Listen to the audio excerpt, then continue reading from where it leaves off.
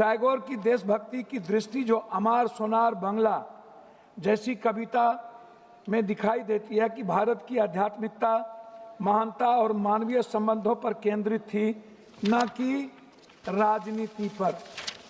उन्होंने दूसरी बात 100 वर्ष पहले कहा था कि हमें बंगाल का इतिहास सही, अन्यथा बंगाली बच नहीं पाएंगे।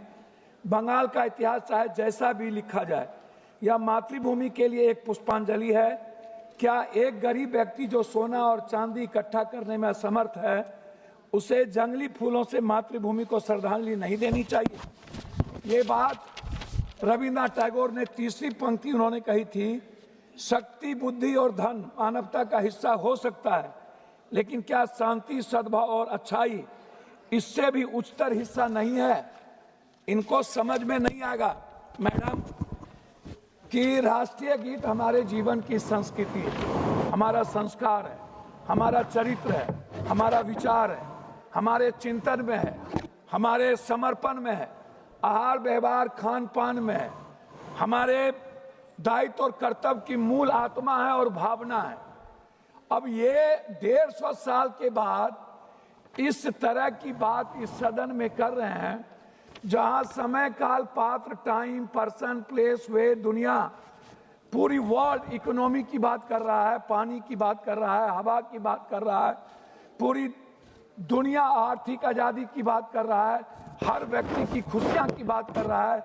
ये हमें संस्कार पढ़ा रहे हैं, कोई संस्कार नहीं है। ये वो लोग हैं मैडम, वंदे मातरम सिर्फ एक चीज नहीं है, वह निभाने की चीज होती है।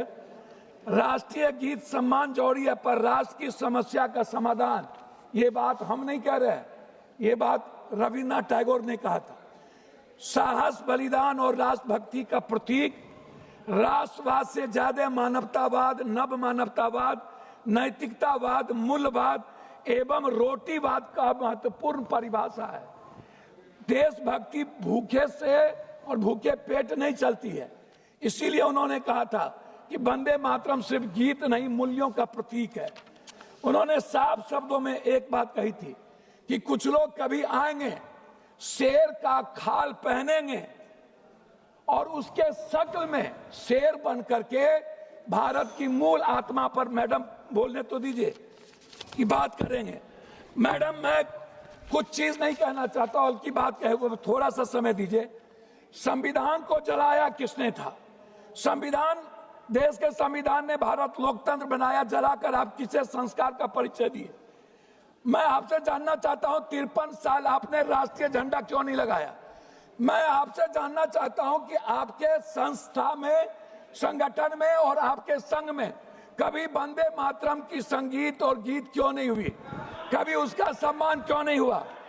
मैं लाखों, दूसरी बात मैं आपसे एक बात कहना चाहूंगा, जब पूरा दुनिया, आप जो आज यहाँ अपनी कमियों को ढकने के लिए, मैडम 2-3 कमियों को ढकने के लिए, आप छुपाने के लिए, जो ये 150 साल के बाद जो पूरी दुनिया जिसका सम्मान करती है, पूरा राष्ट्र जिस सच्चाई के रास्ते चलता है, आप जिनको, आप एक बात बताइए, आजादी के वक्त आप कहां थे?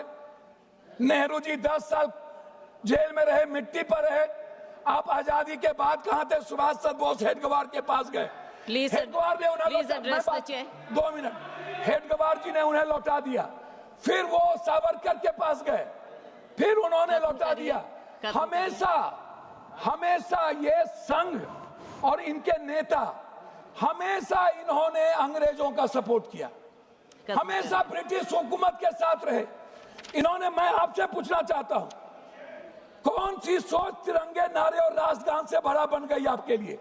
मैं आपसे ढोंग के बारे में नहीं पूछूंगा, लेकिन इतना पूछूंगा कि जो जिद, अहंकार और वफादारी आप जिसके लिए कर रहे थे, वो आप बता दीजिए। मैडम मैं लास्ट आपसे, जब आप कह रहे हैं तो जब बात लास्ट कर रहा हूं, हमें आप एक बात बताइए, मोदी जी के भारत की बात ये करते हैं, हम शुरू करते हैं मोदी जी की भारत, खाली 2 मिनट में खत्म कर देंगे।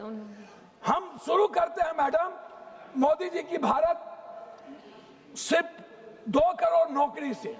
हम शुरू करते हैं जो वर्तमान में आज भारत का हर व्यक्ति बंदी बना हुआ है, करोड़ों लोग, इंडिगो को आप देख लीजिए, पूरा भारत गुलाम बन चुका है मैडम। दूसरी चीज, मैं शुरू करता हूं आपको स्विस बैंक के पैसे से।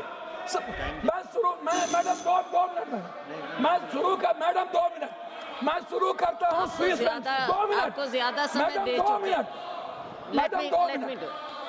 मैं शुरू करता हूं डॉलर से, मैं शुरू करता हूं नोटबंदी से, खत्म करिए। मैं शुरू करता हूं जीएसटी से, मैं शुरू करता हूं शुरू नहीं, खत्म कीजिए। मैं शुरू करता हूं किसान की आत्महत्या से, मैं शुरू करता हूं बिहार में आप बुलडोजर चला रहे हो, आप गरीबों पर जुल्म कर रहे हो, आप बात करते हो राष्ट्रवाद की, मानवतावाद आपके जीवन में नहीं है, आप इकोनॉमी की बात नहीं करते हो, आप एजुकेशन की बात नहीं करते हो, आप वाटर की बात नहीं करते हो, आप प्रदूषण की बात नहीं करते हो, आप रुपया की बात नहीं करते हो, आप शेयर मार्केट की बात नहीं करते हो, आप स्कीम की बात नहीं करते हो, आप स्टार्टअप की बात नहीं करते हो, आप स्वास्थ्य की बात नहीं करते हो, आप बात करते हो कब्रिस्तान, ईद बकरीद, आप बात करते हो नफरत की, आप नफरत पैदा करते हो।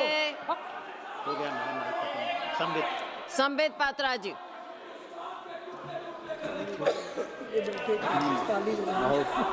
धन्यवाद सभापति महोदया, आपको मैं वंदे मातरम से आज अभिनंदन करता हूं।